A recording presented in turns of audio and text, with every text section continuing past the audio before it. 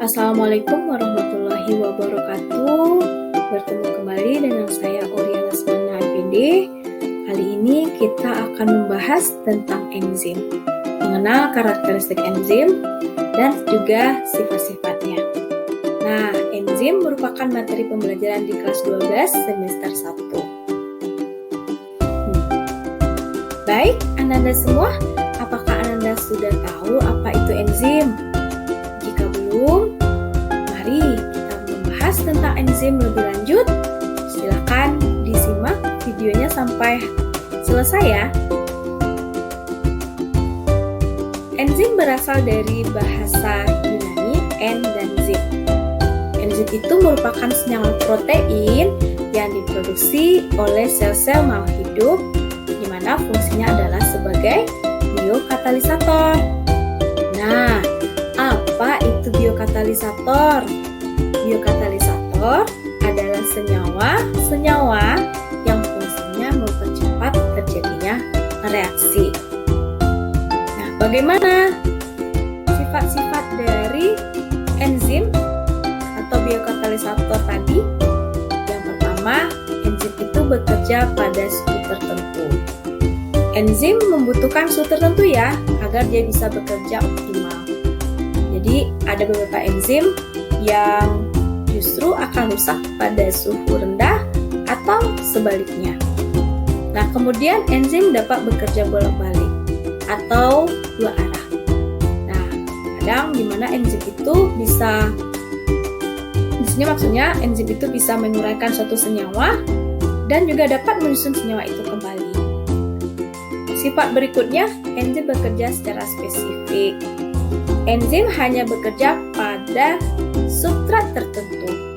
Sebagai contoh, enzim betialin di dalam mulut itu hanya akan merobak atau mempengaruhi karbohidrat. Nah, walaupun di dalam mulut itu sendiri tidak hanya ada karbohidrat, ada lemak, ada protein, tetapi khusus enzim betialin dia akan hanya mempengaruhi substratnya yaitu karbohidrat. Berikutnya, enzim berfungsi sebagai yang akan mempercepat terjadinya reaksi dengan menurunkan energi aktivasi.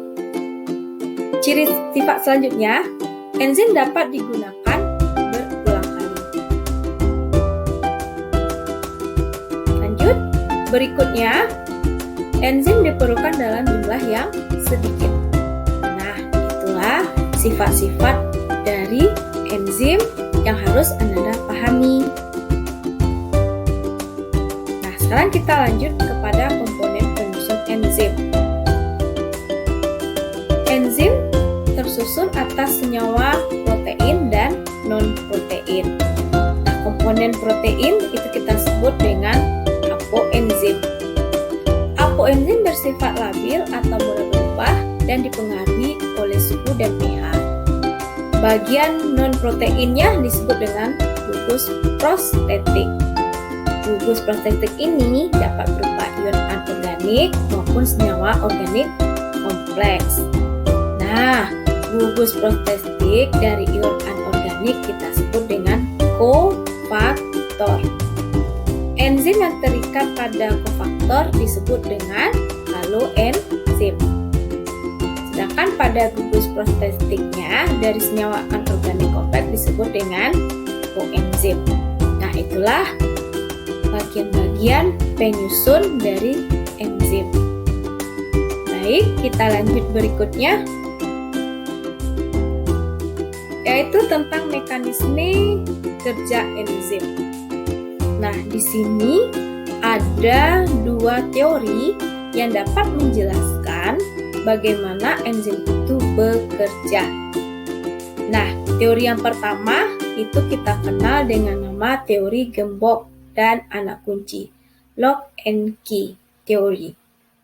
Nah, menurut teori ini, bagian sisi aktif enzim digambarkan mempunyai bentuk spesifik dan tidak fleksibel, sehingga enzim hanya mengikat di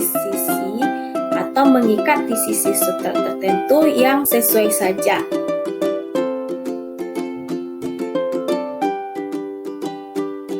Nah, sedangkan teori yang kedua yaitu teori kecocokan induksi atau induced Fick theory. Menurut teori ini, bahwa sisi aktif dari enzim itu bersifat fleksibel sehingga dia dapat menyesuaikan dengan sisi substrat yang ada. Nah, itu perbedaannya ya. Kalau di model lock and key, nah itu sisi substratnya tidak fleksibel sehingga dia tidak bisa berubah sesuai dengan bentuk enzim yang akan menempel ya.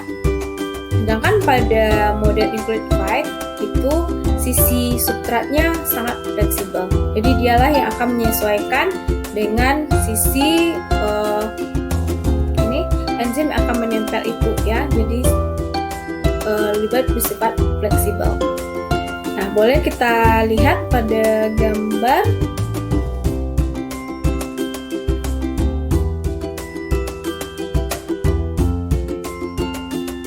Nah, berikutnya kita akan membahas tentang faktor-faktor yang mempengaruhi kerja enzim. Banyak sekali faktor yang mempengaruhi kerja enzim. Akan kita jelaskan satu-satu. Yang pertama itu suhu. Nah, kecepatan reaksi enzim itu akan meningkat sejalan dengan meningkatnya suhu pada titik tertentu. Karena molekul substrat bergerak lebih cepat dan lebih sering bertumbuh dengan tempat sisi yang aktif.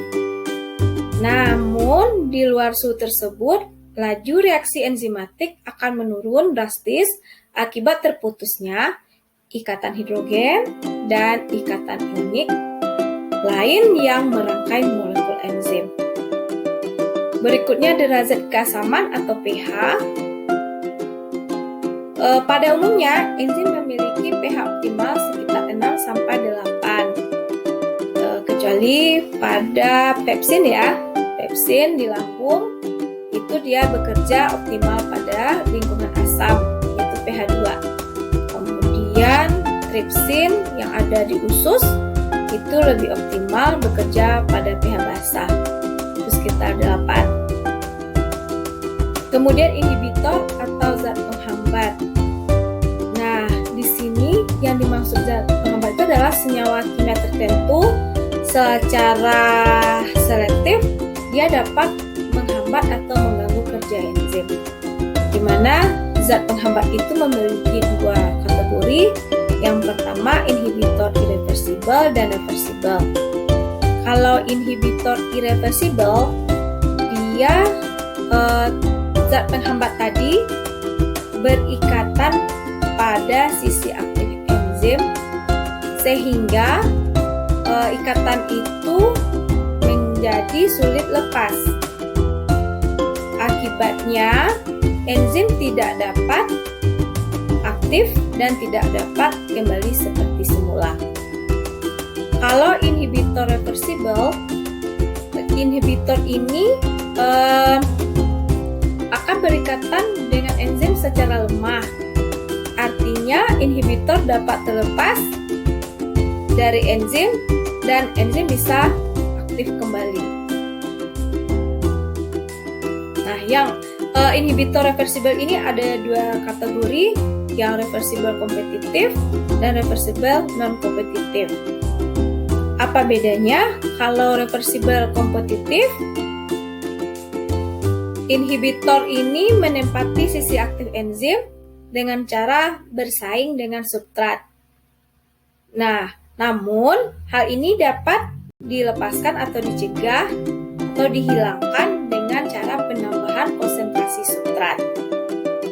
Sedangkan pada reversible non-kompetitif, inhibitornya itu tidak bersaing langsung dengan substrat untuk menempati sisi aktif enzim, tetapi akan menempati bagian lain dari enzimnya.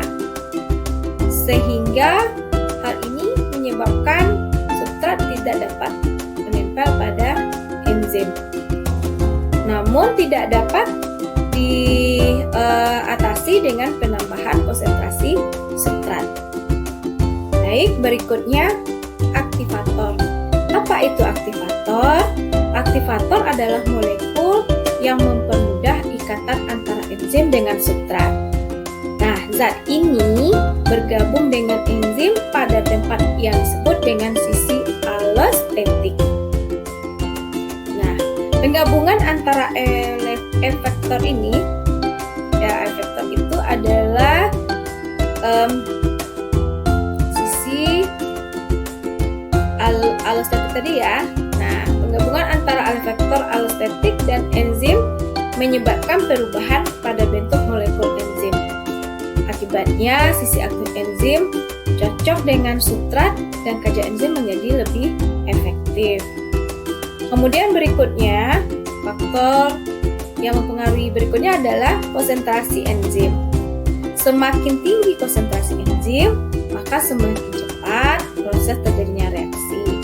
Jadi dapat kita simpulkan bahwa konsentrasi enzim berbanding lurus dengan laju reaksi. Kemudian yang terakhir adalah konsentrasi substrat.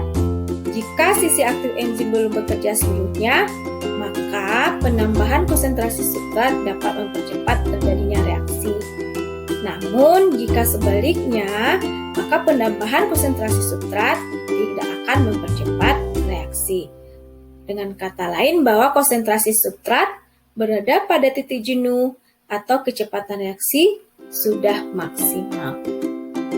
Baik, Ananda, untuk uraian atau penjelasan materinya sampai di sana ya.